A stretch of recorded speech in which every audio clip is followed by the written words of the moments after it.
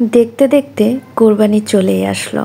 যে যার নিজ ভবনে, নিজ বাসস্থানে চলে যাচ্ছে দূরপাল্লার গাড়ি করে বিভিন্নভাবে।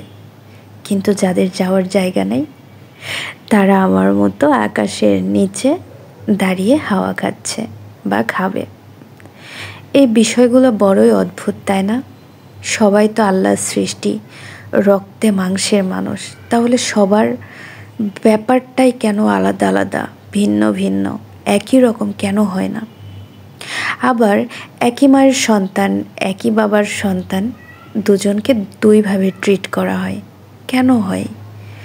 একই ফ্যামিলিতে দুজনকে দুই রকমভাবে দেখা হয়। কেন দেখা হয়?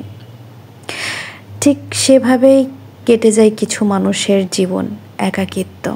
যাদের ঈদ কি, এমনি ডে কি, বছর কি, মাস কি, কোনো কিছুই না, কোনো অকেশন না, সবটাই অ্যাজ ইউজাল।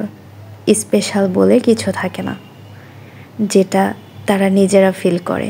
এই জায়গাতে যখন কেউ নিজে ফেস না করে না, তখন কেউ এই জায়গার একাকিত্ব, কষ্ট, অনুভূতি এটা কেউ ফিল করতে পারবে না, বা তাকে কেউ বোঝাতে পারবে না।